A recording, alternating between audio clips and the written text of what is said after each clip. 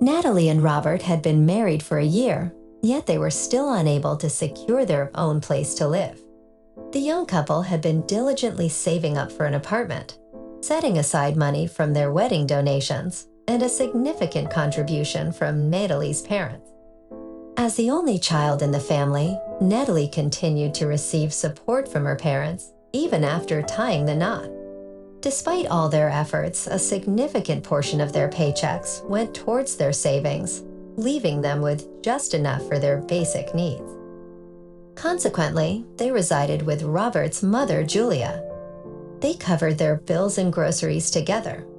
Natalie sighed, realizing that they might have to resort to taking out a loan since their savings were still insufficient for their desired apartment. "We finally saved enough for our own place," my husband exclaimed, grinning from ear to ear. Despite the challenges, the couple had managed to secure a loan and began their search for a suitable apartment. Julia, Robert's mother, recommended a realtor she knew, and the couple made sure to set a budget. With Natalie on a business trip and Robert working weekends, they were determined to pay off the loan as soon as possible. And after much searching and hard work, they finally found an apartment to call their own. Half a month later, when he reunited with Natalie, he excitedly announced that they had bought an apartment. Natalie was taken aback to learn that Robert had registered the property under his own name without consulting her. Although she trusts him, she felt disappointed that he didn't at least ask for her opinion. However, things turned out to be even worse when Robert revealed that it was actually his mother who had bought the apartment. His mother had found a good deal through a realtor she knew and decided to purchase it in her own name, as they were both busy with work and paperwork. Despite the setback, Robert remained optimistic and suggested they work on a plan to eventually buy a place of their own. Natalie couldn't share in her husband's joy, as she had a bad experience with her friend Marie, who inherited a house from her parents. Marie's relatives, who she had never seen before, came out of the woodwork and are still suing to this day. Natalie expressed her concern to Robert that it wasn't right, especially after a year of saving up for an apartment, with her parents also contributing and taking out a loan. Robert tried to reassure her, saying, "Natalie, we're family." However, Natalie couldn't shake off her unease. When Robert and Natalie were struggling to find a place to live, Julia had welcomed them into her home without hesitation. Now, as she took care of all the paperwork and arrangements for their new apartment, Robert couldn't understand why Natalie was complaining. "I don't know why you're making such a big deal out of this," he said, trying to reason with her. "When we had nowhere to go, my mom took us in without saying a word. And now she's taking care of everything. What's the problem?" Natalie took a deep breath and tried to explain. She told him about her friend Marie, who had inherited a house from her parents, only to have distant relatives come out of the woodwork and cause legal trouble. She didn't want anything like that to happen to them. But then Julia made an unexpected offer. She said that she would move out of the new apartment and transfer the ownership to Robert and Natalie.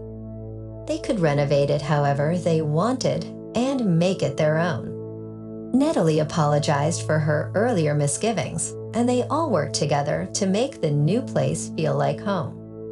As they finished up the renovations, Robert reminded Natalie to give Julia a key to the new lock, just in case she ever needed to come back. They were grateful for her help and support, and knew that they could always count on her as family. Robert reminded Natalie to let Julia know ahead of time when they were going to redo the paperwork for the house deed. A few days later, Natalie came home to a surprise. She sensed that someone was in the house as soon as she stepped through the door.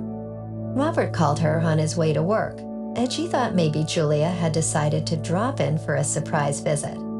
However, it turned out that Julia's daughter, Sarah, and her children had left her husband. Sarah asked Natalie where all the pillows were, and Natalie realized that she didn't have to explain what she was looking for. The apartment was in chaos, with open closets and items scattered everywhere, Sarah explained that she had to clear out her closet and would move the rest of her things tomorrow. Natalie was at a loss for words and waited for Robert to come home. When he did, he immediately supported Natalie's objections to kicking Sarah and the kids out. He reminded Natalie that they had all lived together before they got married and asked where Sarah would go. Natalie had initially hoped that Sarah and her husband would reconcile, but it became clear that Sarah was not going anywhere. Instead, she was planning to transfer the kids to a nearby daycare center to avoid the long daily commute. During dinner, Sarah revealed to Natalie that she had filed for divorce, and her husband was not suited for married life. Natalie suggested they move into their own apartment, and her husband agreed without argument. Julia didn't mind helping out with Sarah's grandchildren. Natalie regretted the money they had invested in recent renovations, as they were just starting to enjoy their own little nest.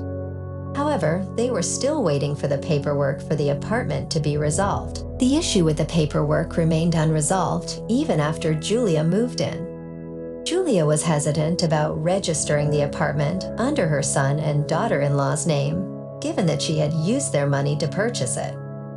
There was always an excuse, such as the notary being on vacation or Julia falling ill. Natalie felt like they had no other option but to take matters into their own hands. She decided to surprise her mother-in-law by inviting her over for dinner and bringing in a notary to register the apartment under their name. Despite having to pay extra for the notary's house call, Natalie believed that it was worth it for the peace of mind it brought. Julia was relieved that she didn't have to move out and that the apartment was officially theirs.